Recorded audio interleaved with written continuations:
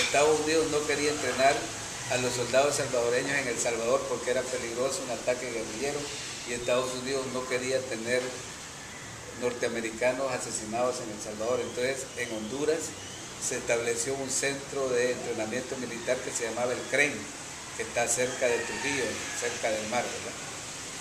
Y ahí se entrenaban los soldados salvadoreños y los entrenaban en gente de Estados Unidos, ¿verdad? Y entonces en ese tiempo en Honduras había 4 ejércitos. Estaba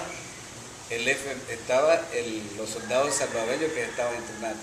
Estaba la Contra en la frontera con Honduras, estaba el ejército hondureño y estaba el ejército norteamericano, que también había establecido una base en Comayagua. Y hay una base en Palmerola que desde entonces se quedó, ¿verdad? O sea, en Honduras no ha habido bases militares hasta que inició esa guerra.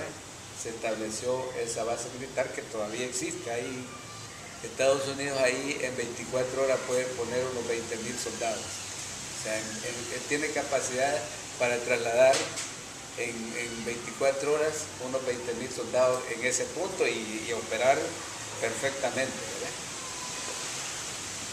¿verdad? Bueno, en ese tiempo de los militares fue, violaciones de derechos humanos muy graves, ¿verdad? El embajador norteamericano en Honduras se llamaba Negro Ponte, que es un embajador que es como, tiene una mentalidad de mala, ¿verdad? O sea, es un hombre como perverso, creo yo. Dentro de la diplomacia norteamericana, ese es uno de los hombres, y si ustedes lo ven a lo largo de la historia, donde se mueve como diplomático norteamericano, se mueve en zonas de conflicto siempre.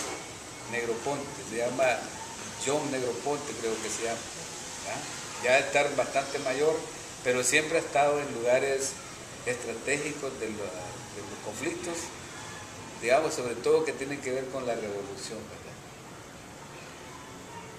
Y bueno, después en el 81 hicieron elecciones otra vez democráticas, porque Estados Unidos quería, para combatir la revolución sandinista, necesitaba decir que Honduras era democrática. No podía estar combatiendo el comunismo en Nicaragua y tener unos militares en el poder en Honduras. Entonces presionó a los militares hondureños y a los políticos hondureños para que hicieran elecciones, ¿verdad? Y bueno, empezó el proceso electoral en 1981. Los militares aparentemente regresaron a los batallones, se quitó el servicio militar obligatorio. En Honduras era obligatorio el servicio militar, se quitó. Y bueno, parecía que los militares estaban en paz, tienen grandes negocios. En realidad los militares hondureños se han enriquecido mucho.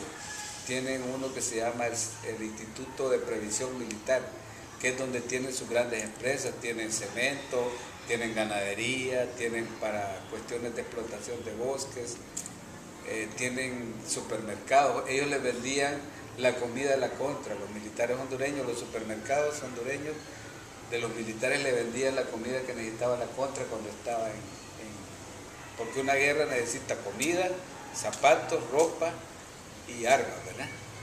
Y transporte. Entonces los militares hondureños hacían negocio con la Contra, la apoyaban, pero más era el negocio que hacían, ¿verdad?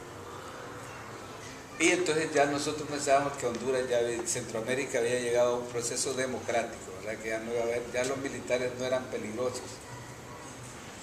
De hecho, en Honduras a ningún militar se le encarceló por violaciones a derechos humanos, ¿verdad? Es siempre...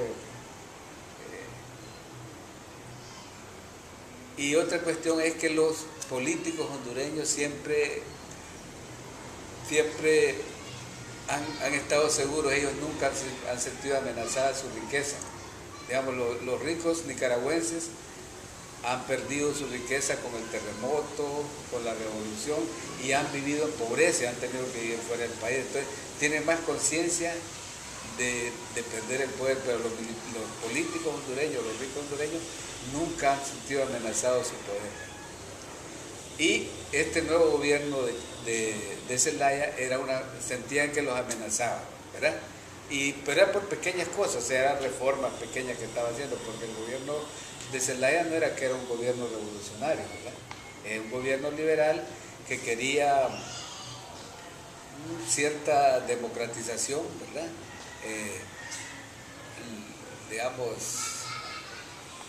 quería fortalecer algunos sectores pobres del país, quería una cierta soberanía del país, ¿va? Y sobre todo porque Daniel Ortega lo había entusiasmado, ¿verdad?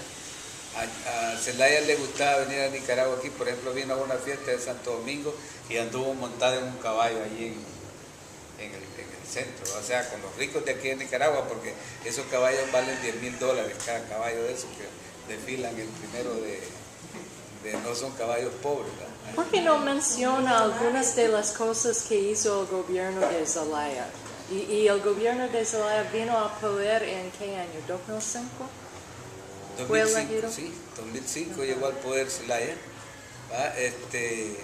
O sea que desde el 81 siempre hubo gobiernos en elecciones, ¿verdad?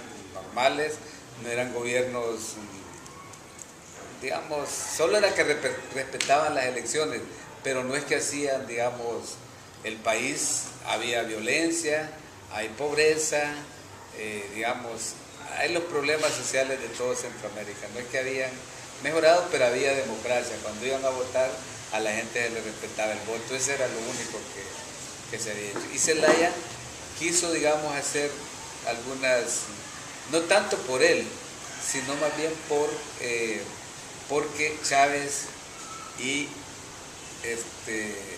Daniel lo estaban apoyando, ¿verdad? Era como decir, miren, aquí en Honduras nosotros tenemos que hacer un gobierno con más recursos y, digamos, Zelaya no tenía tanto dinero, pero con el dinero que le estaba, digamos, Chávez puso mucho dinero en Honduras, hay mucho dinero en combustible, pero también en las ONG, digamos, muchas ONG recibieron dinero, alguna radio, alguna televisión alternativa.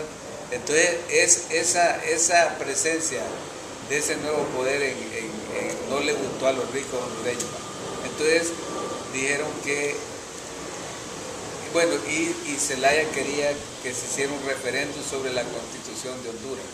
La Constitución de Honduras la tengo aquí. Esta es la Constitución de Honduras, ¿verdad? Y hay un artículo que dice que no se pueden cambiar algunos artículos de la Constitución, que llaman artículos pétreos, ¿verdad? Que están como escritos en piedra, como Moisés. Cuando Dios le entregó las tablas a Moisés, se las escribió en piedra, ¿verdad? Entonces aquí dice que hay unos artículos que no se pueden cambiar. En todas las constituciones hay esos artículos pétreos, ¿verdad? Y la Biblia dice que Dios le dio los 10 mandamientos a Moisés y que el pueblo al solo bajar lo quebraron, ¿verdad? Al solo bajar, acababa de bajar Moisés del cerro y quebraron las piedras ya, ¿verdad? Entonces no eran tan pétreos entonces digamos, porque no era que Zelaya quería cambiar la Constitución, sino que se revisaran algunos artículos de esta Constitución, porque esta Constitución fue hecha en los años 80 cuando los militares tenían todo el poder. Entonces no fue una constitución democrática, sino una constitución escrita bajo el poder de los militares y bajo el poder de los ricos. O sea, los campesinos, la gente pobre de los barrios no opinó sobre esta constitución, sino que fue una constitución hecha de acuerdo a los intereses de los militares y de los ricos de Honduras. Sí, eso he escuchado, que es una constitución que favorece mucho a las compañías transnacionales, a los ricos. Sí, o sea, es una constitución que está pensada para gobernar defendiendo los intereses de los que más poder tienen en Honduras, ¿verdad? Los políticos, los militares, los grandes empresarios y las compañías transnacionales. Entonces la idea era cambiar esos artículos de la Constitución que le permiten digamos, a la gente, si a un alcalde no le gusta, hace un referente y lo quita. No aquí como lo van a quitar con la policía, ¿va? Sino que irlo a quitar, pero que la gente vote nuevamente, después de 2 años de un alcalde, que voten y digan, me gusta cómo está gobernando el alcalde, o por ejemplo, cómo se eligen los diputados. Los diputados es el partido el que los elige y no la gente que dice, yo conozco a este señor y quiero que sea diputado, creo que es un hombre honrado, que es una persona que va a pensar en los intereses de la región que representa. Entonces, eso digamos, eso no le parecía